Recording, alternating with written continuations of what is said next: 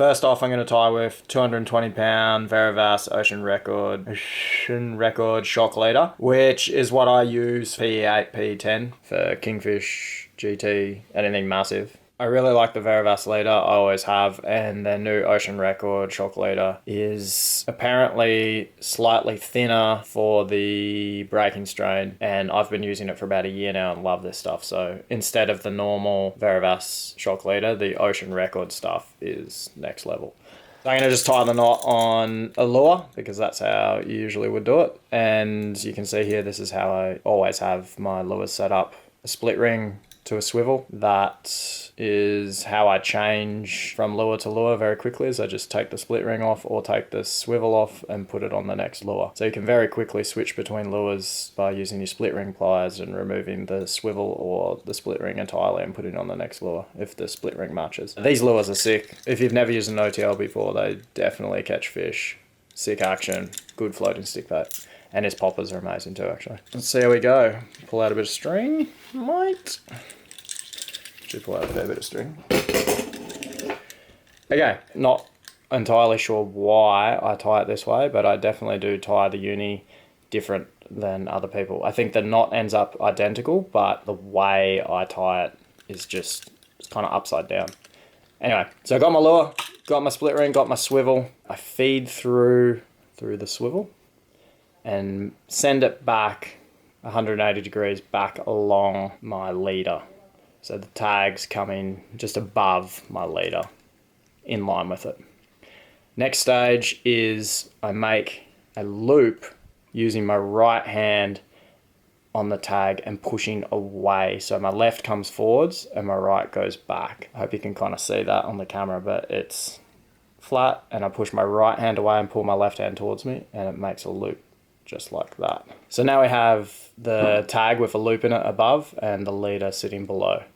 Next stage is pushing this tag away and under the leader all the way around until it comes towards us and putting it through the loop.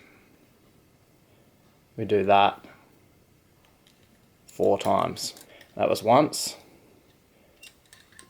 twice. I don't have to do it slow for you because it's just the same thing over and over. And I try and keep these neat together. 3 and 4. Okay. Kind of looks messy at that stage. You can see there's 1, 2, 3, 4 loops going through, but at least I've kept them in line. None of the loops are going back. So I didn't do one here, one up here, one here. You can kind of get that messed up. So always try and keep your loops together in line. I haven't done a perfect job of that, but it's actually kind of difficult with heavy leader.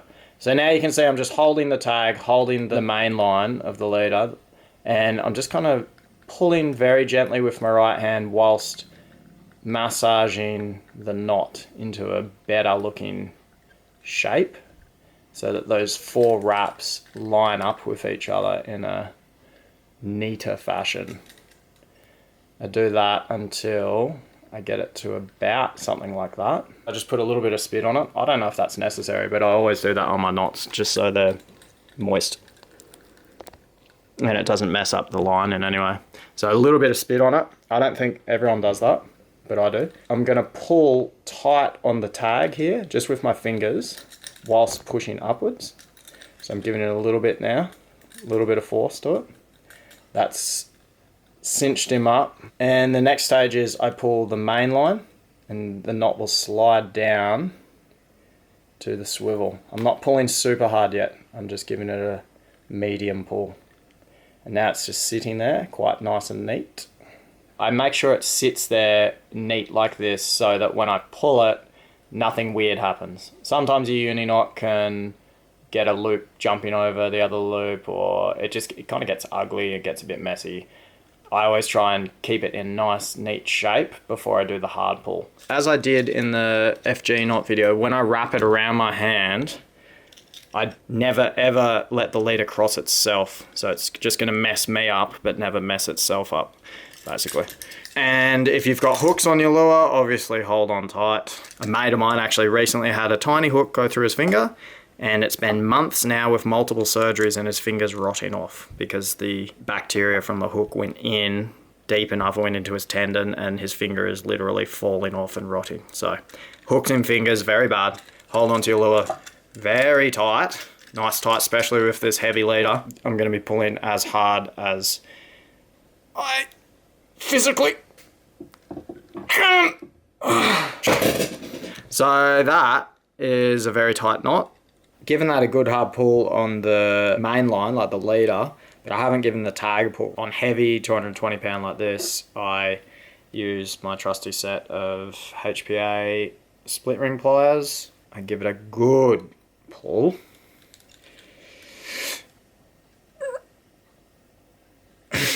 Alright, you can see that stretched the knot out a little bit more, whereas a minute ago it was all clumped down. Yeah, she's taken a little bit more space with those 4 wraps by pulling the tag. I go back, I wrap again. I think I usually try and get 3 wraps. The mono's quite grippy, so you don't need a million wraps on your hand. Okay, and I go back and I pull once again the main line and the lure as hard as I can. Sometimes give it a little bit more spit if it's been a while. As hard as humanly possible, because we're talking 220 pound, big GT, big shark, big anything. Knot's looking pretty crispy, nice and pushed down, everything's tight and good. I am very generous with my tag.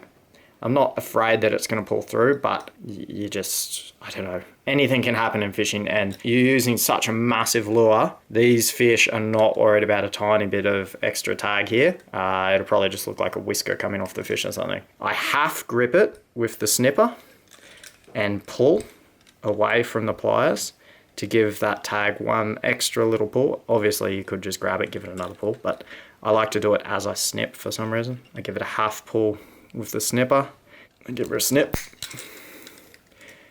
That's about how much tag I leave. And now, of course, because I'm a little bit, I'm not obsessive compulsive, but I just like stuff to be as good as possible. I give it one last pull.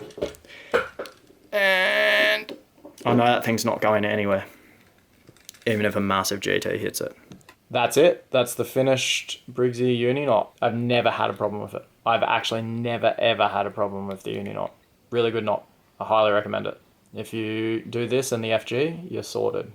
Next up, we are on 80 pound Ocean Record Veritas Shock Leader. Tuna mackerel, barramundi, reef flats.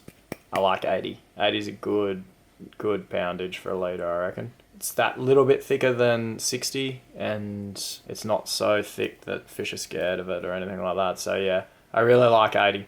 80 is my go-to medium leader. Alright, so I'll pull a bit of this out. Pulling me out some leader. Oh, that was the end of it. That was the end of my leader. That's why we had the little dangleberry. Okay, that's the end of the 80. Gonna have to buy a new one of them. Just enough to tie this knot. This here is a very special lure. This is a red tank. Actually don't know the model. What is that model? It might be like a Raid or something like that. It's one of his sinking stick baits. He gave this thing to me as a present. Blows my mind every time I see it. It's probably the most beautiful lure I've ever seen in my life. Has like a mackerel pattern in the wood. This lighting doesn't do it justice. If you see that thing in the sun, it just looks like a bloody mackerel, like Spanish mackerel or something. It has those bars of flared up goodness on it. Beautiful, beautiful wooden lure. Anyway, let's get this going. Split ring going to a swiv. Smaller swiv this time because smaller lure, smaller setup, smaller leader. I'm just going to tie this pretty quick. Go leader through swivel. Bring it back. I'll bring a bit more back this time. That was a bit annoying last time. Didn't have enough. So bring it back a little bit more. It's kind of difficult to tie under these circumstances. That's a good angle. Okay, bring it back like that.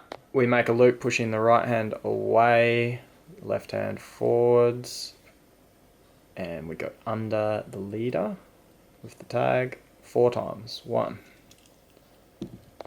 2, 3. Keeping them kind of in line by holding them with my finger, just so that they're not going over each other. And 4.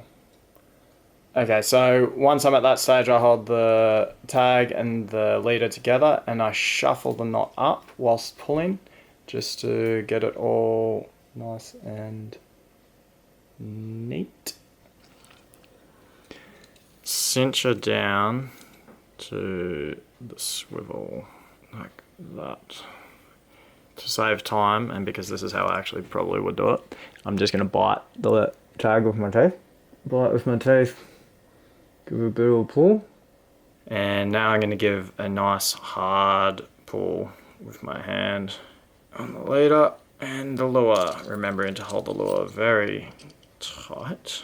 This is 80-pound leader, so I probably don't pull maximum strength, to be honest, because it stretches it a lot. I'm just going to pull like 60-70% strength.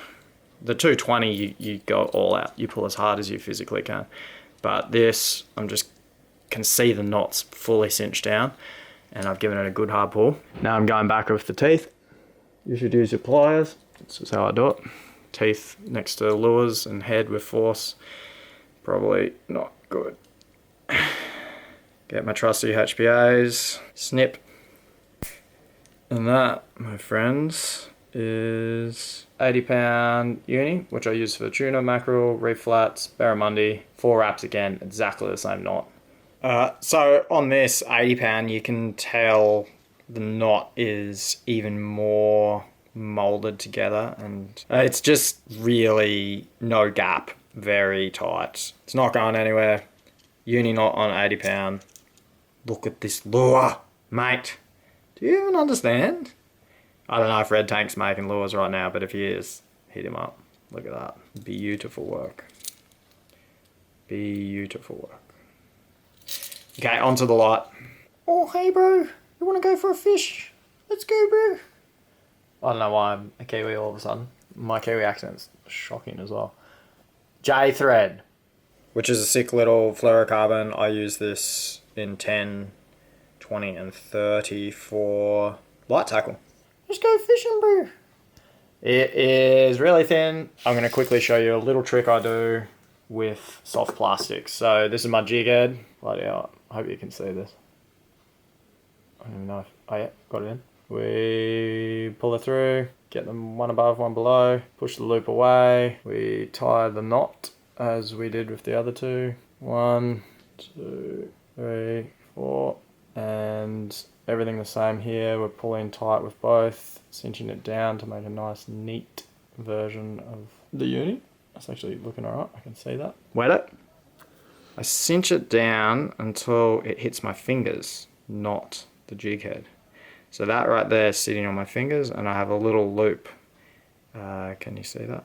Yeah, a little loop just above the jig head. Pull tight here with my teeth on the tag. That should make it nice and neat. Pretty sure I do about the same length on this one even. I just care more that there's a fair bit of tag there than any kind of finesse. That is how I do soft plastics and light tackle. Or if I'm doing a little tiny diver that has a split ring, I'll do it the same as the other two, the heavy and the medium. But if I'm ever using a soft plastic, I leave that little loop. Can you even see the loop? There you go. I leave that little tiny loop there for a bit of freedom, just so the plastic can tweak around a bit while I'm tweaking it. Jimmy wants to go fishing. He's all rigged up. He's ready to go. I have honestly never had a single issue with the Uni Knot. It is perfect. Perfect, mate. Just want to say a couple, I guess, disclaimers. I only go through the swivel once when I go through. I know that a lot of big fish fishermen go through twice. The reason I only go through once is I'm always using leader that is much stronger than my main line. So when I'm using 130 odd pound main line, I'm using 220 pound leader. Basically just means if something breaks, it's not going to be that one little loop that goes around the swivel. It's going to be probably my main line somewhere has a nick in it or whatever, and I managed to break it. I've never had a reason to go through twice on the swivel because of the way I fish. I'm using lighter main line than I have leader in most cases, and if I'm not, it's because it's super light tackle and I'm not putting any drag whatsoever pretty much on the fish. There was another disclaimer. What was my other disclaimer I wanted to share with you? The other thing I wanted to say is I use 4 wraps on my Uni Knots. Cavi uses 4 wraps. Briggsy uses 4 wraps. Everyone, Denny uses 4 wraps. Captain Ryan uses 4 wrap Uni Knot. All the best fishermen that I know use 4 wrap Uni Knots. There's one exception. And you should probably check out his channel because he's just started a YouTube channel. That is Milan or Milan. Big pine cone on the roof. That's Milan or Milan from Big Angry Fish. He's no longer doing that. He now has a YouTube channel called Lateral Line. You should check him out. Little shout out to Milan. He is special because he does 6 for whatever reason. He chooses to do 6. He trusts it. That's his style. He's the only exception that I know that doesn't use a 4 wrap Uni Knot. And he catches some pretty big angry fish, that fella. So I think you're pretty safe with anything from 4 to 6 wraps for a Uni Knot. I choose 4. Milan chooses 6. Most of the other fellas I know choose 4. And that's it. Hopefully you can get as much success with that knot as I've had over the years. FG and the Uni Knot together is unbreakable for the pound line I'm using and the amount of drag I'm putting. They're just perfect knots. I'm totally stoked to use them for the rest of my life if nothing better comes along. I hope you enjoyed the video. Hope everyone's healthy and safe. I will go fishing again soon. Right now the swell's too big, so I'm making these in the house videos. All right, have a good one. You.